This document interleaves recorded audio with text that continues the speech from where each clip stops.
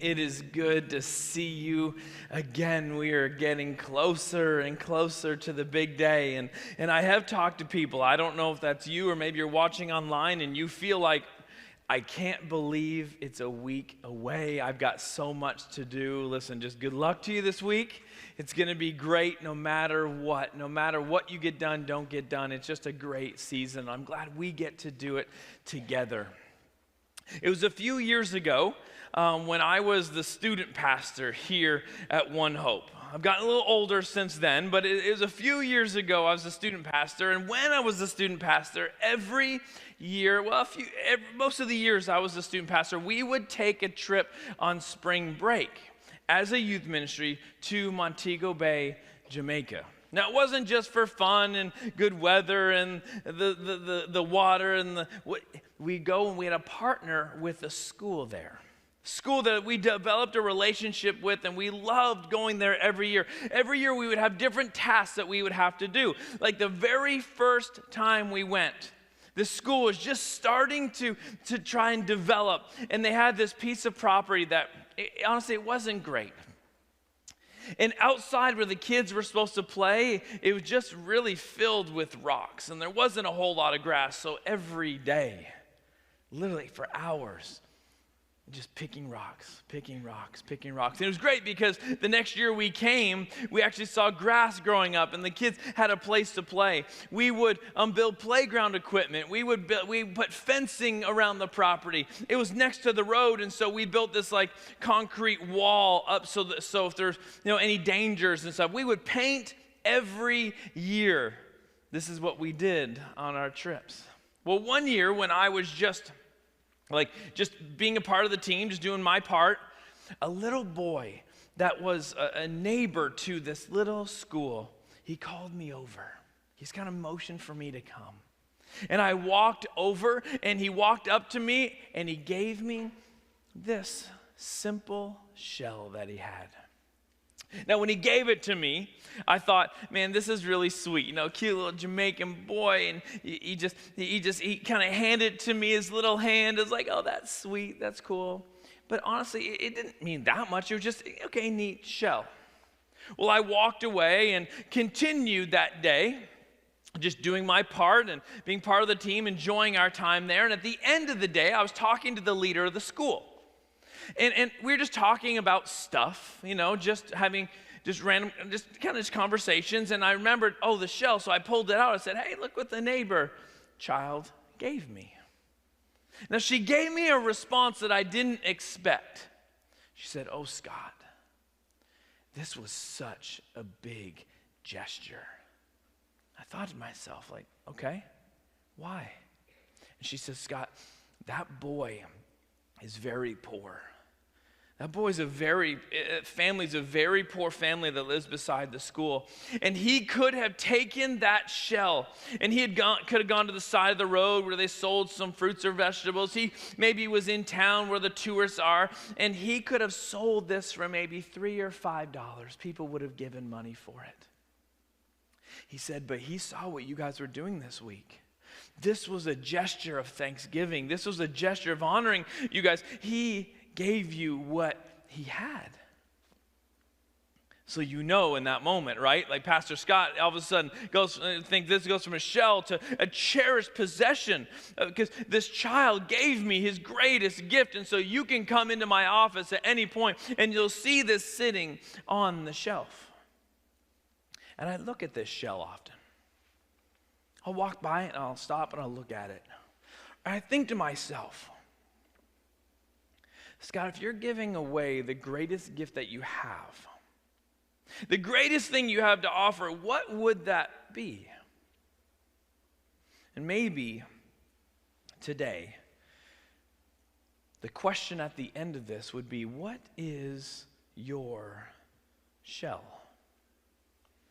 We're going to continue our conversation this Christmas. We've been talking about Christmas lights, right? If you've been here, we've been talking about how most of the time throughout the year, That we walk through our streets or the outside of our homes and it's dark and it's boring and dreary. And then all of a sudden Christmas comes and you see these lights bursting in our neighborhoods and our homes. You may drive home and your drive is different because what was dark is now filled with light. And I think this is a powerful thing to remember, not just this year. I'm hoping even how you look at it in the future will change for you. Because every time we see those Christmas lights, my prayer is that you are reminded about what happens when Jesus comes into this human story and begins to push back against the darkness. That you'll be reminded that every time those lights come on, the darkness has no choice but to surrender to that light. It's not an option. And so the first week, we started this conversation of light and darkness. We talked about Jesus being that light of the world that comes to this world. And we talked about the setting in which the Christmas story takes place. That I did not want you to forget that the setting of the Christmas story is one that is filled with sadness. It's filled with fear. It's filled with being tired and lonely and weariness. This is the setting that Jesus came into. That he met people in some of their darkest moments. That the beginning of the Christmas story is that Jesus sees us in what we're sitting in. He goes, I want my presence to come in and be with you no matter what that is. And so the first week, I remind us that Jesus came to comfort us with his love. This is the base of the Christmas story, that he came to comfort us, be with us, because he loves us. But the story continued. This idea of light and darkness continued, and last week we looked at a different concept or a different way of Jesus coming with the light.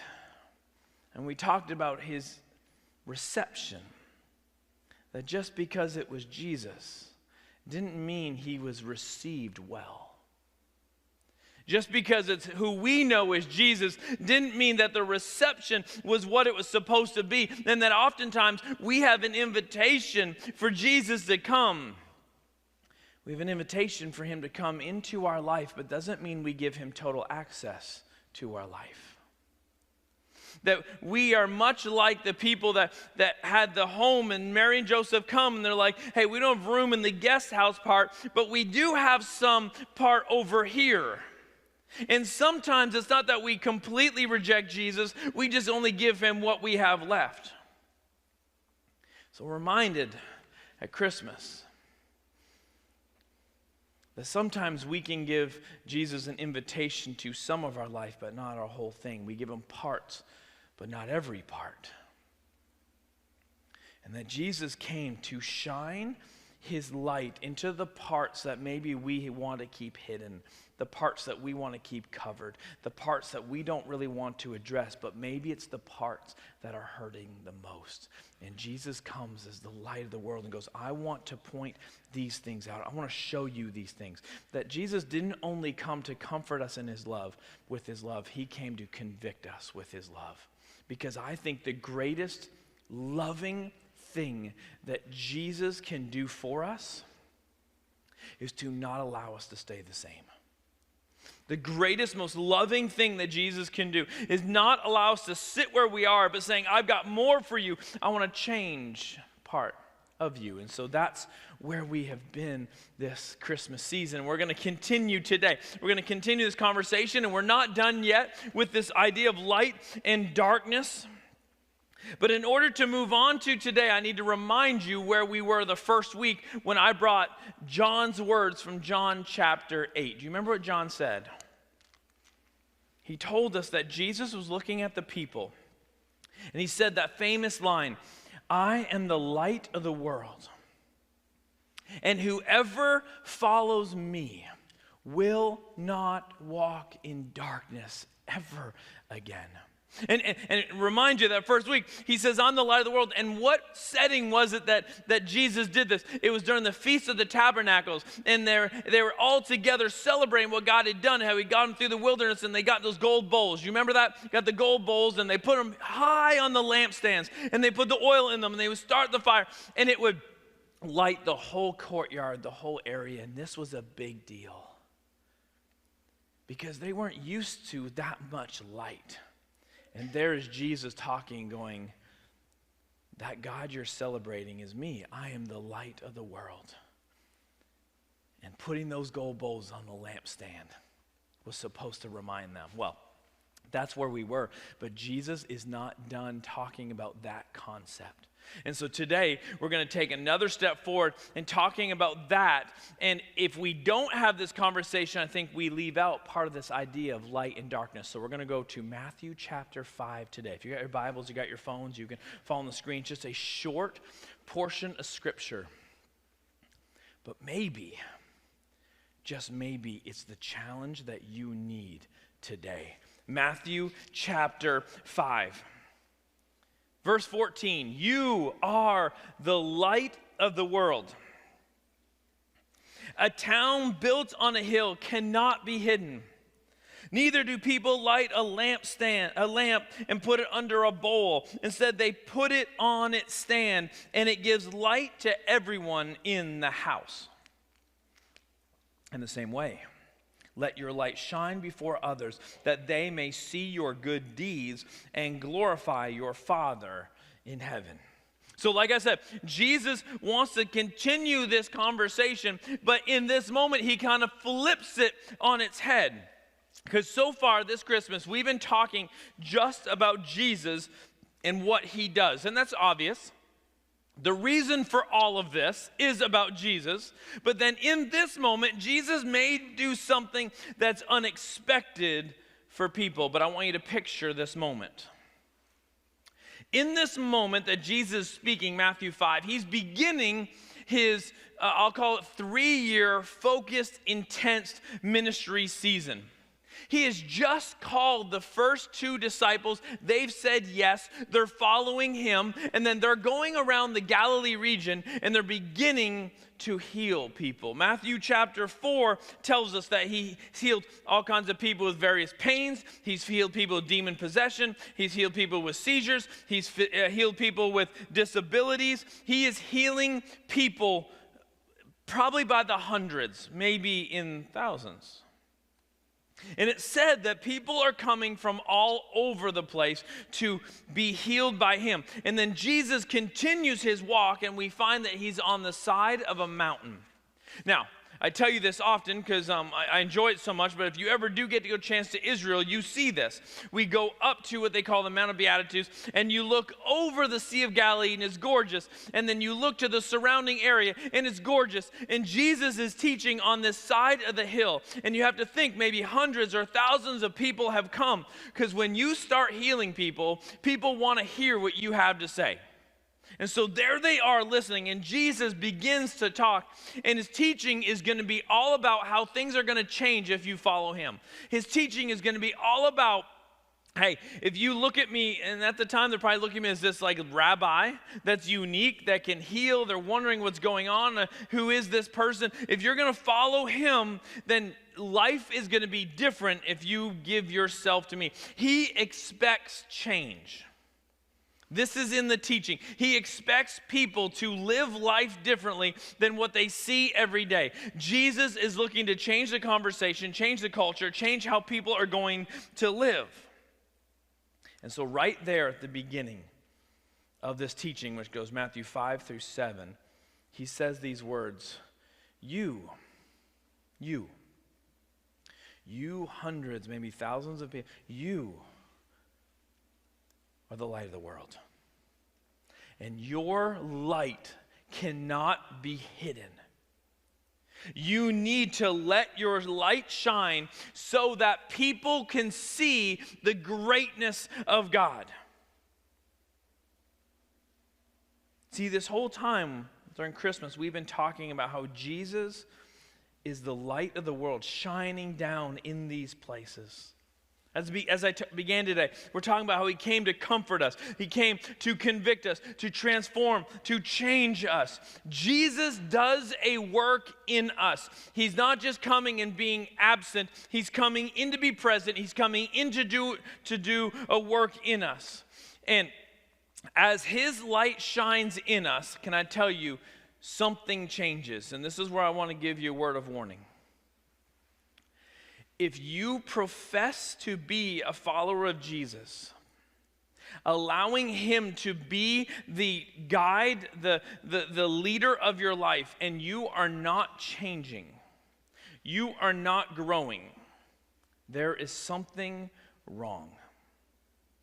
You cannot be a follower of Jesus and not grow into who he's created you to be.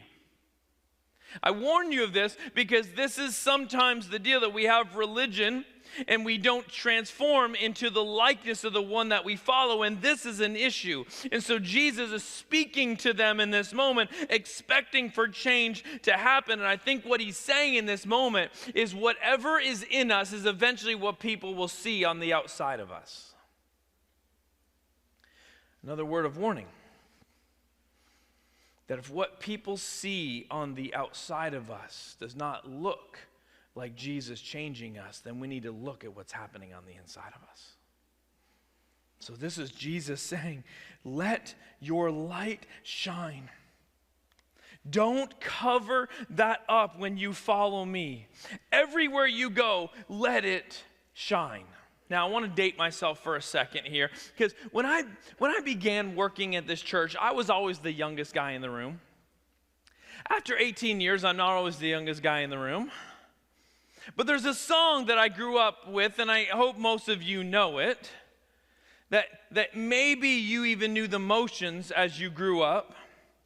It's a little song called This Little Light of Mine. And you're going to have to excuse the singing for a moment. But the song simply went, this little light of mine, I'm gonna let it shine. This little light of mine, I'm gonna let it shine. This little light of mine, I'm gonna let it shine. Let it shine, let it shine, let it shine. And I saw someone do it. When you're a kid, you don't just sing it. What do? You got this little light of mine. So show me your little light here. You know? So this won't let Satan it out. I'm gonna let it shine. Won't let Satan it out. I'm gonna let it shine. Won't let Satan it out. I'm gonna let it shine. Let it shine. Let it shine. Let it shine. Then we go to the third verse, right? Someone's already done it in the back. Hide it under a bush. Oh no. But listen, when we're kids, that oh no is pretty powerful, isn't it? Like, we wait for the oh no moment. So I'm gonna let you be a kid for a second. Hide it under a bush. Oh no. I'm gonna let it shine. Hide it under a bush. Oh no. I'm gonna let it shine. Hide it under a bush. Oh no. I'm gonna let it shine. Let it shine. You get the point. We let it shine. All right. As a kid, we sing this. We know this. It's almost like a culture that's built up in us as kids. That this work of Jesus in my life comes out and it's shining. And the inspiration for that song is this text. Now, I think about this Matthew 5 and this children's song that most of us sang. And I think about what would that have been like in Jesus' teaching if it's in the inspiration. And so these little kids, they wouldn't have like their finger that does this. They would have one of these. This is a gift given to me. This is a lamp actually from the time of Jesus. This is what they would have seen. That this little oil lamp is what they would have had for light in their everyday life. This little lamp. And so Jesus wouldn't have sang to them in that moment. Maybe Jesus sang, I don't know. But he's not going to sing in that moment. But he's going to say to them, this little lamp of yours, this little lamp of yours, this is how we're going to live. If you're going to follow me, this is how we're going to live. You are the light of the world. And as I become more and more in you, you need to put this lamp on a stand. Remember, we've already been there with John chapter 8 when he did a big way for everybody to see. And now we've got Jesus talking about with you personally. You need to put your oil lamp on a stand for everyone in the house to see. You would never put it under a bowl. Oh no. You let that light shine, because in your home you need this light. In your life, you need this light. There are things that you need to do. There are things that other people need to do. You need this light. You don't cover this up. Picture Jesus, side of a mountain, looking at them. They don't have this, but they know this. You wouldn't put your oil lamp under a bowl. You need the light. People in your house need the light. People in your life need the light. So use that light. Never cover it up.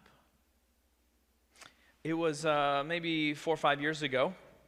You're part of One Hope. You know that we took on a village in Sierra Leone called the Malay village.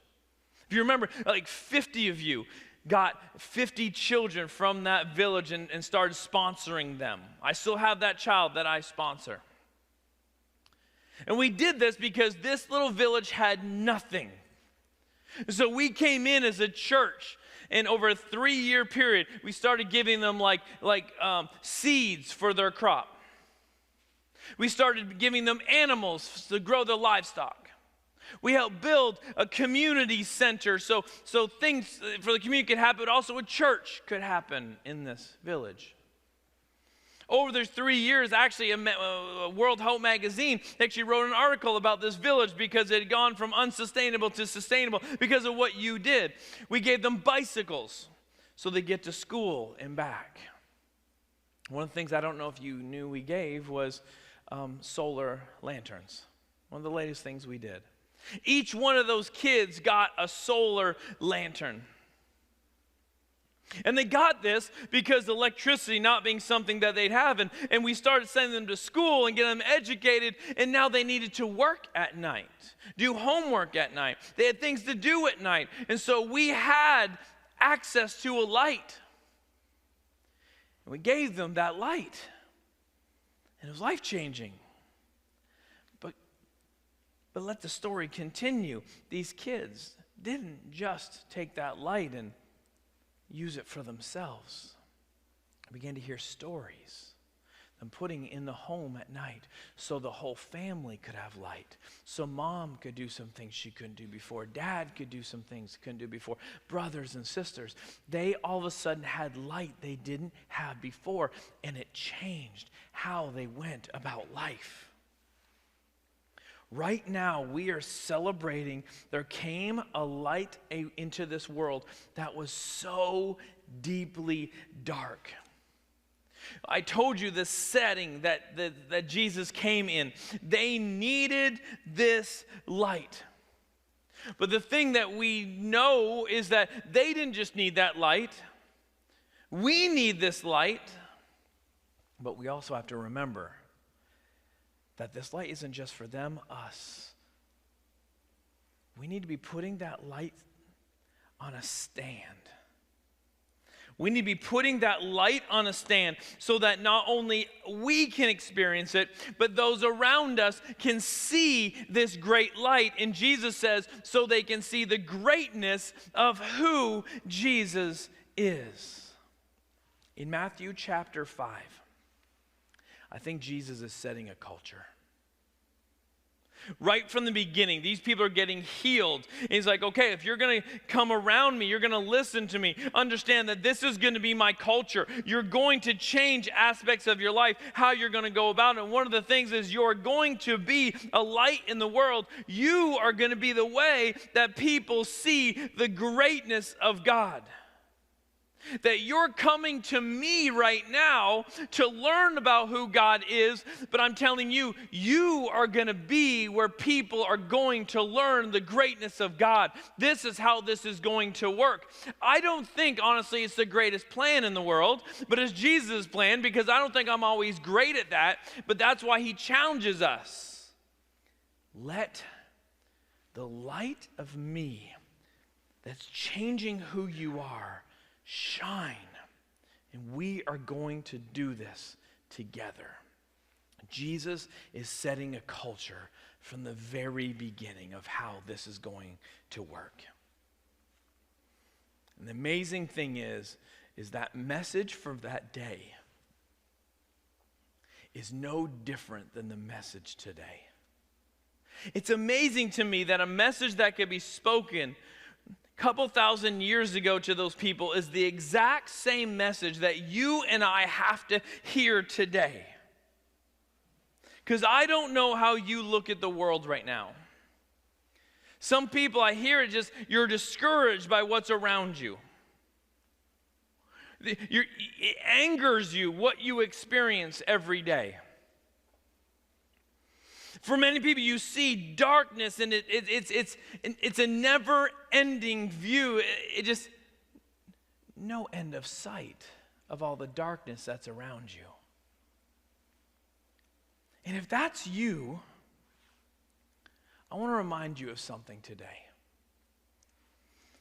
That light always shines the brightest in the darkest places. Sometimes we forget.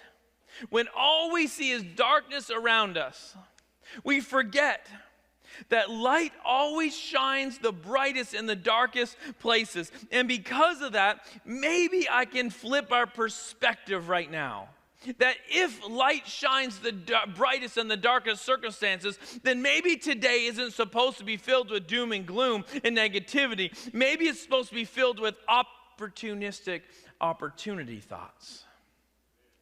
Maybe we should be waking up in the morning, and not seeing like, oh my goodness, like the negatives of it. We wake up every day going, if the light shines brightest in the dark places, today is filled with opportunity. And if darkness is all around me, then maybe I need to take the challenge that Jesus is speaking to those people and speaking to me from Matthew chapter 5.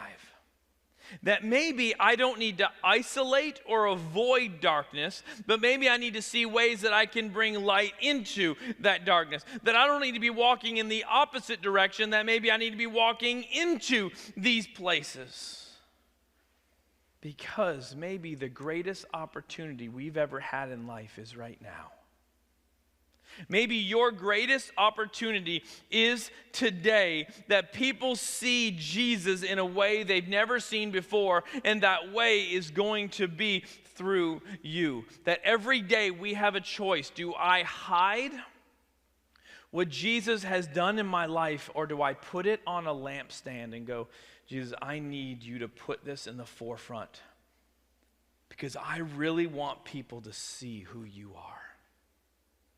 I don't want to tuck this away. I don't want to put it under a bush or a bowl. I want to put it on a lampstand, because people desperately need to see who you are, what you've done in me, that you can do it in them. We have a choice every single day how we're going to live life. See, I think Jesus challenges us. And if you are one of those people that says, I'll take that challenge. I'll take that challenge to let my life be on a stand so people can see his greatness, then the most critical question that you should be asking right now is, Scott, okay, what does being light of the world look like? What does being light of the world look like? Because this is a concept, But practically every day, what does this look like? And I'll just tell you, this is where I do want to get very practical. This is where I do not want to be abstract or theoretical. I want to speak to specific things. If you will take the challenge of Matthew chapter 5 to say, I need to be light in the darkness, that I need to understand that in the greatest amount of darkness is when the light shines the brightest. If you're willing to do that, then maybe these are some areas you need to look at. And I'll challenge you. Maybe after I give you the list that I've made, maybe you need to make your list this week. What are areas in your life that you can let the light shine? So what does being light of the world look like? I've got 8 or 10 of them. When you are wronged, you forgive quickly. Imagine what people see from your life when you are wronged, but you forgive quickly. Can I remind you that if Jesus is doing a real work in your life, that involved a deep level of forgiveness that sometimes we don't grab a hold of to the magnitude of what we've just been forgiven from. But when he has done a work in us, then it should be a pretty quick response to forgive other people. Being the light of the world means we don't hold grudges. Being the light of the world is we are not vengeful. Being the light of the world means we let people off the hook when they don't deserve to be let off the hook. Jesus is speaking in Matthew 5 and all the way through this message in Matthew 7 going, we are not going to be the same. And if people are going to see Jesus in you, they need to see forgiveness from you. What does the light of the world look like? When you're wronged, you forgive quickly. Can I challenge you, if there's areas in your life that you're holding on to and you have not released that, let that forgiveness that's been given to you in your life be reciprocated outside of your life. Second thing I wrote down, is when you aren't sure about someone, you give them the benefit of the doubt. How often does this happen every day? I feel like I never experienced this. That when I'm not sure about somebody, do I automatically think something negative, or do I give them the benefit of the doubt? When they do something I'm not sure about, like, I don't know, do you give them the benefit of the doubt of their intentions? I've said this to you before, that we often will let ourselves off the hook because we know our intentions in life, but we won't give that to other people. We want the benefit of the doubt, but we don't give the benefit of the doubt. What would it look like when people experience you that you are always thinking the best of them until maybe they prove you wrong versus the other way around? Would the light of Jesus be experienced through you because when people come to you, you've already assumed the best of them? Can I tell you, I've been burned a lot in life by living this way. I will choose to live this way. I've lived this way with you, and I've lived this with people you've never met before, and I've been burned in life. But I've told my wife, I said, Amber, I'd rather be burned by people than not live this kind of life, because I think it's the better way to live. I can handle people doing me wrong. I don't think I can handle living negatively, thinking negatively, treating people this way. Because I think the light of Jesus has changed how I operate. Here's the third one. I told you I've got a little list. I want to be very practical, okay? Some of you need to write this down. Is when you disagree with somebody, you talk to them rather than yell at them. I don't know how we've fallen into the trap of yelling at people versus talking to people. If anybody should be willing to have conversations, it's people that have a God who listens to us when we spout nonsense every day. Think about your life and who God is to you. I think God disagrees with me a lot, all right? I'm Pastor Scott, but I'm mostly just Scott, all right? I think the graciousness that he listens, he hears me out, he works with me. But then we get into the world and we disagree with somebody and we go attack mode. And I want to tell you, how are people supposed to see the light of Jesus while you're yelling at them? I'm really serious about this because I do think that the world is dark and getting darker. And in the middle of it, we're yelling at people versus talking to people. And I want to ask you, the next time that you yell at somebody, either face-to-face, on the phone, or online, ask yourself, did they just see Jesus through me? We are so ready to be right that we are wrong in our relationships. We're so ready to tell people where they are wrong, where they're wrong, that we can't get right with them where they can see the light of Jesus through us. Can I just ask you, beg you, can we be a different kind of church? Can we be a different kind of Christian? Can we swallow the pride and bring some humility in to say, hey, even if I disagree with you, can we talk this out? And we may not agree in the end still. But I would rather you see Jesus in me than to see what I think you're so wrong about and to yell at you. We can share Jesus without fighting. I could go on and on about that one, right? Okay, next one. When you hurt someone, they see the light in you when you own it and ask for forgiveness. Speaking of humility and pride, how do you handle when you're the one that does things wrong? Do people see the humility of Jesus because of how you say, listen, I messed up, I'm sorry, forgive me? What do you think draws people more to Jesus? You standing your ground and explaining why you did what you did, or you just saying, I get it, I hurt you, and I'm sorry? Can I tell you, I experience defensiveness everywhere. I do not experience a lot of humility and I'm sorries everywhere. And I just tend to think that's like putting it on a lampstand and going, I live differently because of what Jesus has done. Next one, when you hear people talking about someone, you defend versus joining in the gossip. This is not all that irregular for me to bring up for us. I've asked you time and time again, could we be not the stereotype of the church that cuts each other? I've asked you plenty of times, can we not be the church where people feel unsafe to be vulnerable because you don't know how you're going to be talked about behind your back? I would really love to be a place when people walk in, they go, Jesus has done a work because people are not out to hurt each other here. I would love that. I would love for this place to be known that we don't talk about each other. We don't hurt each other behind their backs. We don't cut each other because of what we see. I would love to be a place where we hear gossip, we go, hey, let me defend the goodness of this person.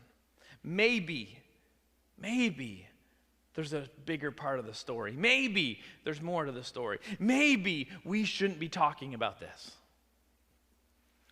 I'm saying to you, if you walk into a conversation and do that, two things are going to happen.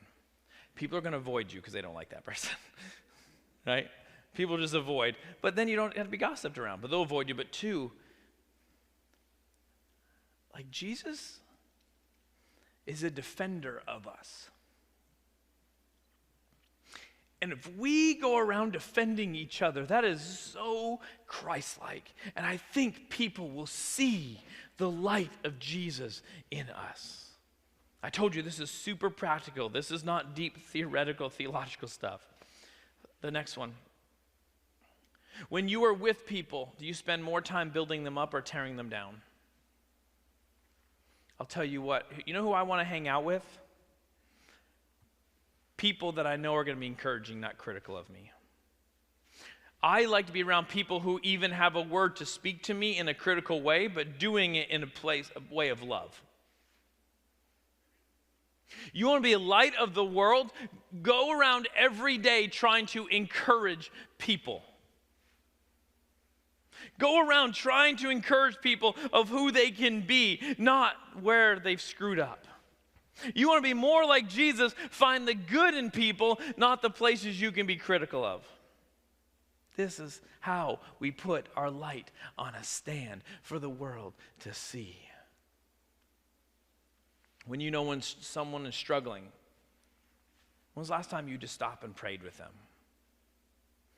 This is an area I had to change in my mind. Scott, I'm so quick to give advice, but you're the pastor for the love. Pray for the people. People come for advice all the time, and the first thing I need to do is stop. Can we pray about this? Maybe this is what it's like in your workplace, in your home, in your family, whatever, is when someone's struggling, you go, hey, can I just take 20 seconds and pray for you? You know what this does? It reminds you and them that the wisdom you need comes from someplace greater. And when you stop and pray for someone, you put Jesus right in front of them, and they see his greatness. Real quickly on these last few, when you gain influence in the world, you point people to Jesus, not point them to yourself. As you grow in life and people esteem you, point people to Jesus, not yourself. Next one, when someone is spiritually lost, you take the time to share with them about Jesus. I'm going to push you a little more in this in 2023. Just be prepared for this one. That we need to be sharing our story more.